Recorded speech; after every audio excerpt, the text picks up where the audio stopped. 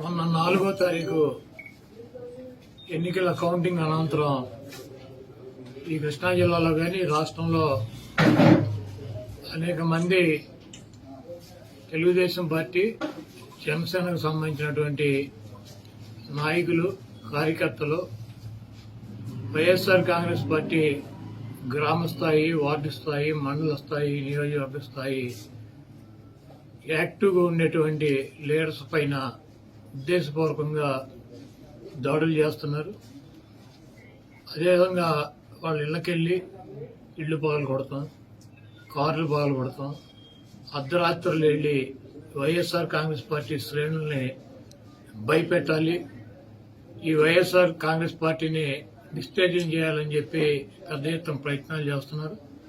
వాటిల్లో కొన్ని చోట్లయితే ఫిజికల్ గా వ్యక్తుల మీద దాడులు చేయటం, కాళ్ళు కొడతాం, చేతులు కొడతాం, తల్ల బాగలు కొడతాం. అదేవిధంగా ఈ గ్రామాల్లో కానీ ఇక్కడ కానీ మీరు ఉండకూడదని చెప్పి వార్నింగ్లు ఇవ్వటం అనేక రకాలుగా చేస్తున్నారు.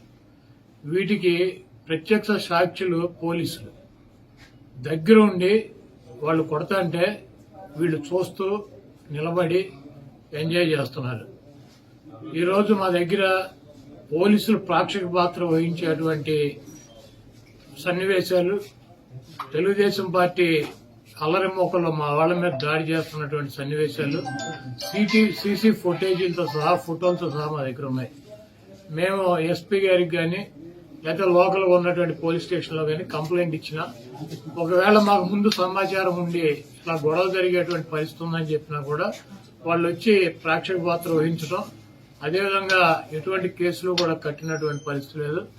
కాబట్టి మేము జిల్లా పార్టీ తరఫున మా దగ్గర ఉన్నటువంటి వీడియోగ్రాఫులతో, ఫోటోగ్రాఫులతో హైకోర్టుకు వెళ్లి ప్రైవేట్ కేసులు వేయాలని చెప్పి నిర్ణయించుకున్నాం. తప్పకుండా దాడులు చేసినటువంటి వాళ్లే కాదు, దాడులు చేస్తుంటే చూస్తున్నటువంటి పోలీసు వ్యవస్థ మీద కూడా కేసులు వేయటానికి సిద్ధంగా ఉన్నాం. అదేవిధంగా వైఎస్ఆర్ కాంగ్రెస్ పార్టీ నాయకులకు కానీ, అదేవిధంగా కార్యకర్తలకు కానీ ఎటువంటి భయం, ఆందోళన చెందాల్సినటువంటి అవసరం లేదు. రేపు 2 రోజుల్లో జిల్లాలో ఉన్నటువంటి ముఖ్య నాయకులందరం కలిసి ప్రతి నియోజకవర్గానికి వెళ్లి దాడులు చేసినటువంటి వాళ్ళ ఇళ్లకెళ్లి ధైర్యం చెప్పేటువంటి కార్యక్రమం చేస్తాం.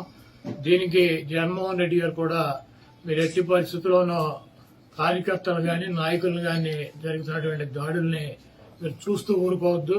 పార్టీ అంతా యాక్టివ్గా ఉండి అందరూ ఒక వేదిక మీదకి వచ్చి వాటిని తిప్పి కొట్టాల్సిన అవసరం మన మీద ఉందని చెప్పి ఆయన కూడా చెప్పారు. కాబట్టి పోలీసు వ్యవస్థ ఒక అసమర్థమైనటువంటి వ్యవస్థగా ప్రేక్షక పాత్ర వహిస్తున్నటువంటి ఈ పోలీసు వ్యవస్థకి మరి మా నుంచి ఈ తెలుగుదేశం పార్టీ గోండాల నుంచి మా పార్టీ నాయకుల్ని, కార్యకర్తల్ని కాపాడుకోవటానికి మేము కూడా 2 రోజుల్లో రోడ్డు మీదకి వచ్చి ఎక్కడైతే మా వాళ్ళ మీద దాడులు జరిగినాయో, ఎక్కడైతే మా వాళ్ళని ఇబ్బంది పెడుతున్నారో ఆ ప్రాంతానికి వెళ్తాం.